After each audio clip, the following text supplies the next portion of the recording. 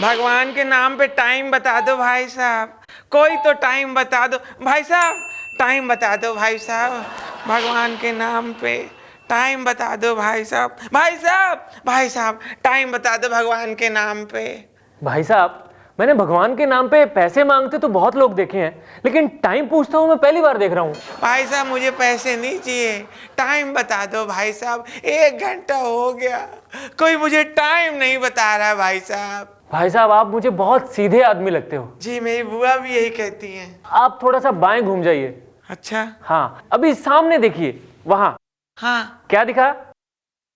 घंटा घर की बड़ी वाली घड़ी। वाह, आप वहां पे टाइम देखिए और बस हो गया आपका काम।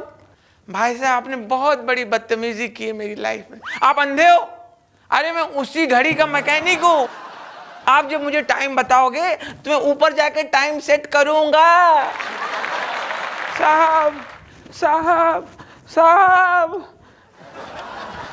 साहब साहब हमारे गांव की सड़क बुरी तरह टूट गई है। अरे यार, तुम तो ऐसे बोल रहे हो जैसे हड्डी टूट गई है। हाँ साहब, हड्डी टूट गई है। हमारे गांव की सड़क में इतने बड़े बड़े खड्डे हैं साहब, हमारी बैलगाड़ी के पहिया खड्डे के अंदर, हम उछल के बाहर, हमारे पैर की हड्डी टूट गई है। अरे तो यहाँ क्या लेने आए हो? सरकारी अस्पताल में जाओ ना। अरे सरकारी अस्पताल में गए रहे तो डॉक्टर साहब कहने लगे कि सड़क का अस्पताल से कोई संबंध नहीं है, पहले सुविभाग में जाओ जिसे सड़क बनाई है। हाँ, तो सड़क तो हमने बनाई है, लेकिन उसको खराब तो आप लोगों ने किया ना। क्या मतलब? अरे तो किसने बोला था उसमें बैलगाड़ी चलाने के लिए? अरे अजब है साहब, हम किसान हैं, हमारे गांव की सड़क है, तो हम अपनी सड़क पे बैलगाड़ी नहीं चलाएंगे तो क्या हवाई जहाज चलाएंगे? साहब साहब साहब, वो अब शराबी कार वाले को काहे छोड़ दिए? अरे उसमें तुम्हारा बकरी का फॉल्ट था, वो उसकी कार के सामने क्यों आई? अरे मगर कार तो हमारे झोपड़े में घुस के खड़ी है। अरे उसमें भी तुम्हारी बकरी का ही फॉल्ट है। अब देखो, अब बकरी अगर भाग के झोंपड़े में घुसेगी तो बेचारा मासूम कार वाला क्या करेगा? उसको तो उसके पीछे पीछे जाना पड़ेगा ना। ठीक है साहब। साहब एक बात बता दे, आजकल हम लोग भी जागृत हो गए हैं। अच्छा? हम ऐसे छोड़ेंगे नहीं। हाँ। हम आपके बड़े साहब तक जाएंगे। अरे अरे अरे, रुको रे बाबा, ऐसा मत करो। हाँ, अब आगे जमीन पे क्या करे बाबा, अब इसमें से अगर हिस्सा बड़े साहब को देना पड़ेगा तो तकलीफ तो होता है ना। तो सीधे सीधे बताओ, अब हमरा के इंसाफ दोगे कि नहीं? हाँ, मैं इंसाफ करेगा, लेकिन उसके लिए तुम्हारा बकरी को गवाही देना पड़ेगा। बकरी कैसे गवाही देगी? अरे जब हमसे इंसाफ दिलवा सकते हो तो भला बकरी से गवाही दिलवाना तुम्हारे लिए कौन सी बड़ी बात है? बकरी? चलो ठीक है, हम बकरी की अम्मा से पूछ के बताएंगे। साहब साहब साहब, अरे साहब घोर नरक है साहब, हमारे गांव में 10-10 घंटे बिजली गायब है। अरे वाह, इसका मतलब गांव का विकास हो रहा है। क्या मतलब? अरे भैया, पहले बिजली 20-20 घंटा जाती थी, अब सिर्फ 10 घंटा जाती है। मगर साहब इससे परेशानी है। अरे भैया, परेशानी नहीं, आसानी है। अब तुम्हारे बिजली का बिल भी कम आएगा। साहब आप हम किसानों की समस्या समझ नहीं रहे हैं। अरे भैया, सरकार आपकी समस्या समझ रही है, इसलिए तो उन्होंने इस समस्या को सुलझाने के लिए डिसीजन लिया है। क्या? अरे भैया, सरकार कह रही है कि किसानों के सर के ऊपर कर्जे का बहुत बड़ा लोड है, तो उस लोड को लोड शेडिंग से कम करेंगे। अच्छा, मतलब आप हम लोगों का लोड कम कर रहे हैं। हाँ। अरे वाह वाह साहब, जीते रहो, खुश रहो, आपका तरक्की हो जाए। ये क्या कर रहे हो? हम आपका लोड कम कर रहे हैं। मैं पागल समझा? ला भैया, हाँ कपड़ा निकाल दो। हाँ। अरे हमार नहीं। हाँ। अरे तुम्हार नहीं। हाँ। वो जो हम धोवे के लिए दे गए रहे वो। लो। ये हमारे सफेद शर्ट का सत्यानाश कर दिया है।